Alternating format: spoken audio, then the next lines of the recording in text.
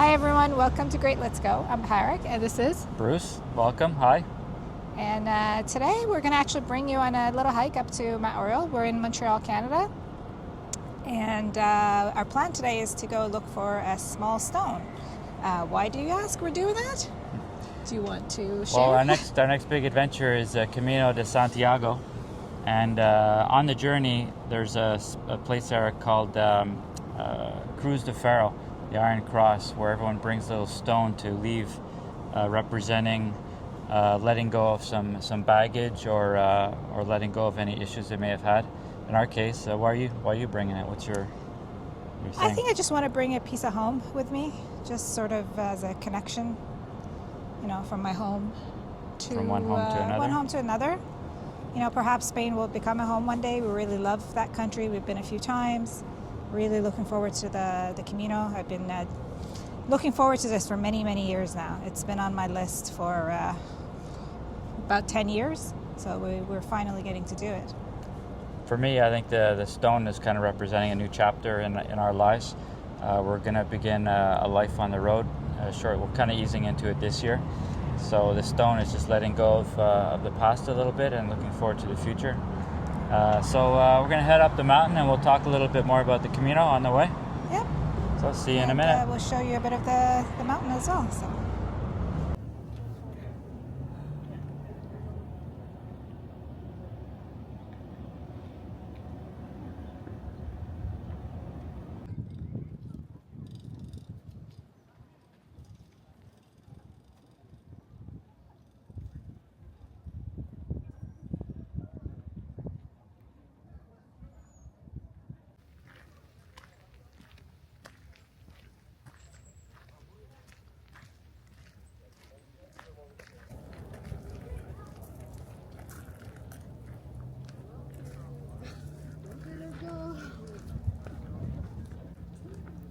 Hey guys, so we just are coming off the cross on Mount Royal, where we each selected a tiny little rock that's going to travel across the pond with us to the Camino.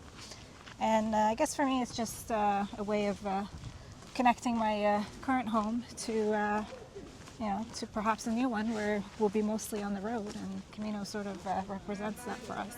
Yeah, we spent a month in Seville last November, and it very quickly became home to us. So we do have an affinity, an attachment to Spain. Yes, so we do. being sort of connecting our homes together in that way. Yeah. We'll also be certain to film that little segment. I guess it'll be in about a month and a half time. So we'll put a little link below once we get that. And our content here on the channel is going to feature us kind of traveling around the world. Bit of a slower pace, more for the over 40 crowd. Is that Yes, fair? I think that's better than So if you like that sort of content, feel free to subscribe below. We'd really appreciate it. So we're going to go find a little park to sit down now. We'll talk a little more about our upcoming adventure, which is Sounds good. Well, the Camino obviously is the Camino de next, Santiago de Compostela. In about 3 weeks, we'll be heading to the Camino and doing the St. James Way. We're hoping that'll take us about 35 days or so, and then we'll tell you about what's coming up next. So see you in a minute.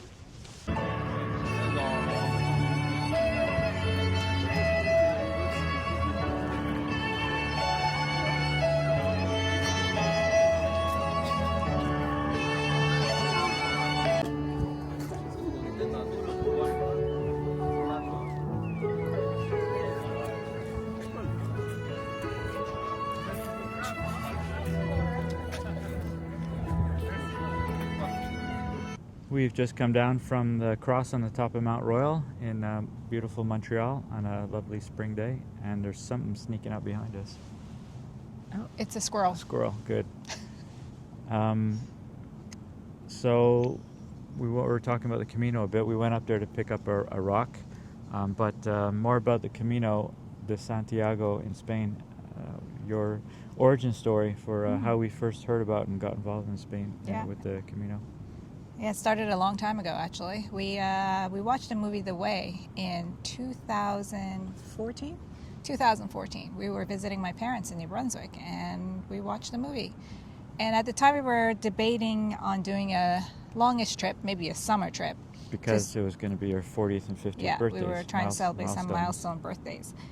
And so the movie was quite amazing. It was quite inspiring. And as we were driving home, we were talking about the trip, and I said, why not do something bigger? Why not just do a year around the world? And what did you say? Great, let's go. Yeah, and that's actually how our website started. So we decided to go with that. But that was 2 years before we actually did it. It took us 2 years of planning and saving and making sure that we had all our ducks in a row before we head out for our year-long trip. Our son at the time was 9 years old. We took him out of school, homeschooled him, and we traveled 25 countries around the world. And from then on, I've had the Camino on my list of things to do, but we were waiting for him to be older and be, more self-sufficient and on his own. He's 18 now, so we can. He's self-sufficient, and he's not on his own yet, but he can take care of himself. He can take care of himself for a couple months while we do the Camino, and in about 3 weeks we'll be heading out to do the French way. So it's funny in a sense. The Camino has already given us a lot. That trip, a year with our young son, was a gift.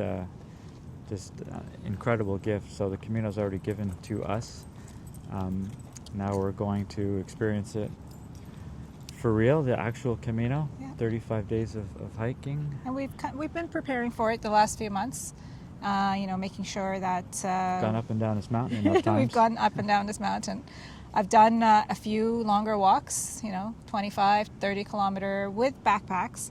That's actually coming up. We'll maybe do a video and show you guys what's in our bags. We're trying to go... The packing list. Yes. We're trying to go as light as we can.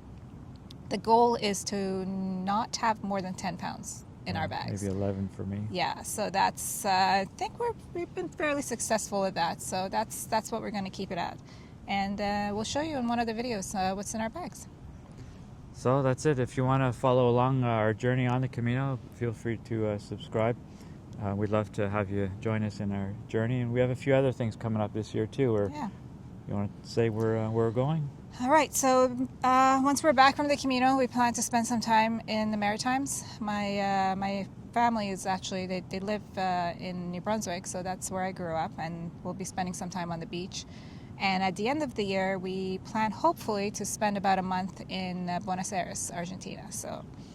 And after we that, have a trip to Barbados after that. That's coming up next year. And then early next spring, hopefully another extended trip of a month or two. Yeah, so hopefully by the end of this year, we'll plan our trips for next year. We aren't still quite ready to be away for too long at a time, so maybe 1-2 months max at a time.